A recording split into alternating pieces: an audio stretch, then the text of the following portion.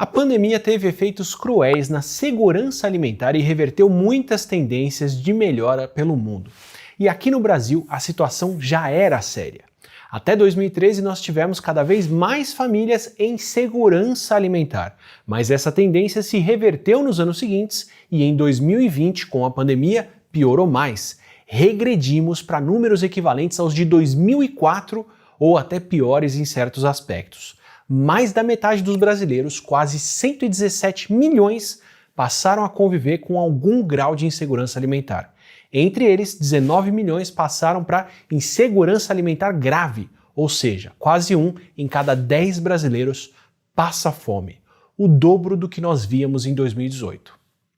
Só que o Brasil é um dos 3 maiores produtores e exportadores do mundo de açúcar, café, suco de laranja, soja, carne bovina, fumo, etanol e frango de corte. Sem falar nas outras coisas que nós produzimos e na nossa biodiversidade. Ao mesmo tempo em que os números da fome dobravam por aqui, nós batemos recordes de exportações, faturamento e lucro da indústria de alimentos e do agronegócio, incluindo carne, açúcar, café e frutas. Para entender essa relação entre o aumento de produção agrícola, o meio ambiente e o que chega ou não chega no nosso prato, é hora de a gente falar sobre segurança alimentar.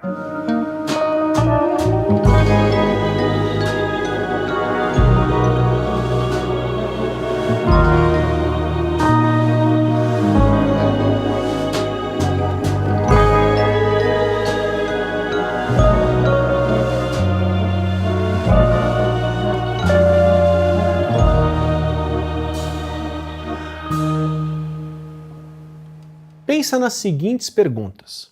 Você já se preocupou com a comida acabar antes de poder comprar mais? Ou a comida já acabou antes de ter dinheiro para comprar mais?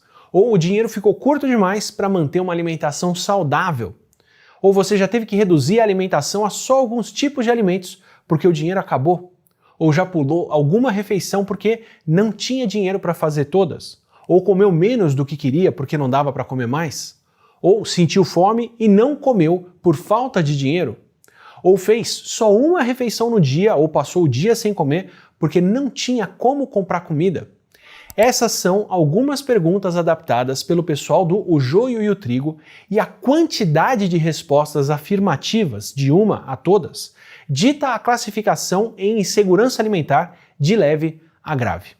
Segurança alimentar, segundo a Organização para a Alimentação e Agricultura, é o que acontece quando as pessoas têm acesso físico, social e econômico à comida suficiente, segura e nutritiva o suficiente para atender a necessidades alimentares e preferências alimentares para uma vida saudável e ativa a todo momento. O que vai envolver desde a produção, transporte, fabricação, venda, consumo e até o desperdício de comida, além do que vem depois disso, que são seus impactos na nutrição, na saúde, no bem-estar das pessoas e no meio ambiente. E é aqui que a segurança alimentar conversa com os temas de meio ambiente e sustentabilidade que a gente está tratando nessa série aqui. Situações como a que nós vemos no Brasil, que é um país que produz e exporta tanto alimento, mas ao mesmo tempo tem tanta gente passando fome, dependem de políticas públicas e econômicas. Os produtores que têm tido os lucros recordes da abertura são principalmente os exportadores e, na maioria, são produtores de commodities. Commodities são produtos básicos, como a soja, que são feitos numa escala enorme, estocados e usados na produção de outros alimentos. Você pode até comprar soja em grãos ou comprar o açúcar para o seu consumo, mas o grande uso deles é na produção de outros alimentos, seja como ração, no caso do farelo da soja, ou como ingrediente de vários alimentos processados, como tanto o açúcar quanto a soja podem ser. Mais ou menos como acontece com o petróleo. Por isso mesmo, esses são produtos bastante exportáveis, o que se torna uma prioridade ainda maior com a alta do dólar. Enquanto isso, os alimentos que nós comemos, como o arroz, o feijão, o tomate e outros que contribuem para a segurança alimentar, são muito produzidos pela agricultura familiar por aqui, por produtores menores e que são mais voltados para o nosso mercado interno. E essa produção sofre nas duas pontas, De um lado, tem a balança comercial e as políticas de financiamento do Brasil, que favorecem mais a produção de commodities.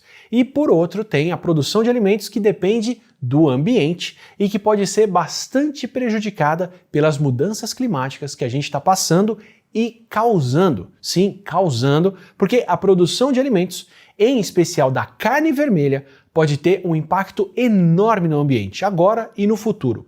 A própria produção, o transporte e o consumo dos alimentos pode prejudicar a segurança alimentar via essa alteração que elas podem causar no ambiente, especialmente com o efeito cumulativo do aquecimento global.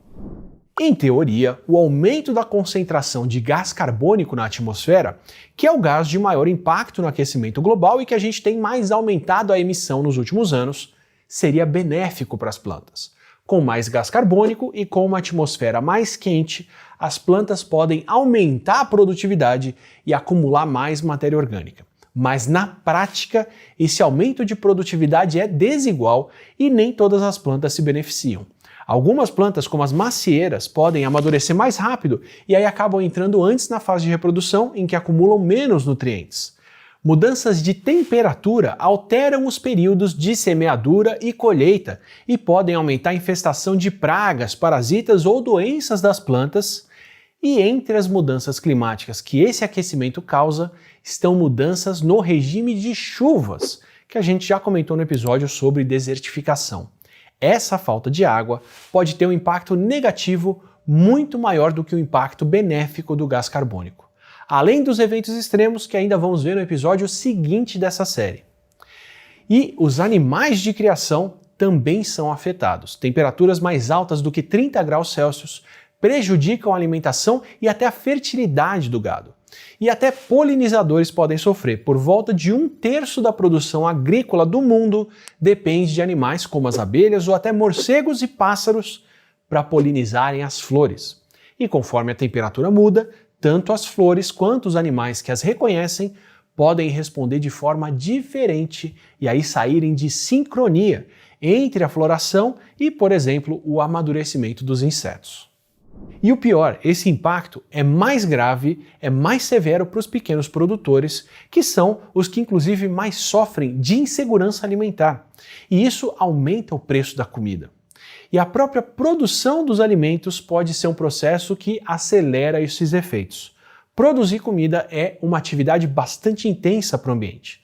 Além do desmatamento e da irrigação, que a gente já explicou em episódios anteriores, essa produção de alimentos gera gás carbônico e outros gases que também têm o efeito de reter mais calor na nossa atmosfera, como é o caso do metano. E isso acontece tanto por conta das atividades agrícolas e pecuárias que acontecem dentro da fazenda, quanto por conta de demandas externas como a produção de fertilizantes e o processamento e o transporte do que é produzido. Especialmente, como eu já disse, na produção da carne vermelha. Mesmo carnes como a de porcos ou das aves têm um impacto maior para cada quilo produzido do que a grande maioria dos vegetais. Isso porque, nesse caso, pelo menos 2 etapas que concentram o uso de recurso acontecem. Simplificando bem, comer 1 quilo de soja processada consome bem menos recursos do que comer 1 quilo da carne de um animal que precisou de dezenas de quilos de soja para poder crescer. E no caso da carne vermelha, ainda tem um outro agravante. A criação do gado gera muitos gases estufa, como o metano, por causa da fermentação que a comida passa no estômago desses animais, que são chamados de ruminantes, porque no processo de digestão deles, a comida volta do estômago ou dos estômagos para a boca para ser mastigada de novo, para ser ruminada, antes de voltar para o estômago e aí seguir pelo intestino. Esse processo é fundamental para facilitar a fermentação que os micro-organismos que fazem a verdadeira digestão dos ruminantes possam trabalhar. Muito se fala sobre a história do peito da vaca contribuir com metano para o aquecimento global, mas a maior parte do gás carbônico e do metano que a vaca pode produzir, e é bastante, vem do arroto que é gerado por essa fermentação.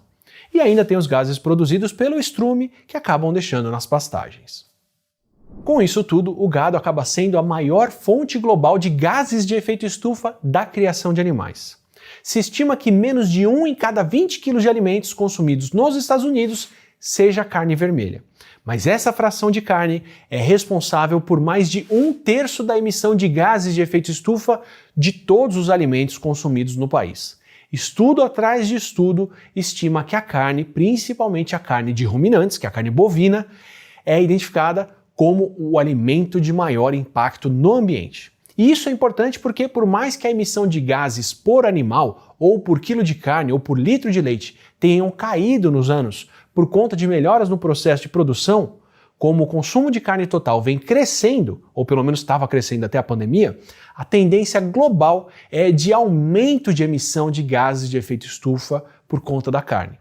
E essa concentração do impacto ambiental em um tipo de alimento, pelo menos, gera uma boa possibilidade de ação. A gente pode tornar a nossa alimentação muito mais sustentável e menos impactante no ambiente com uma pequena mudança direcionada.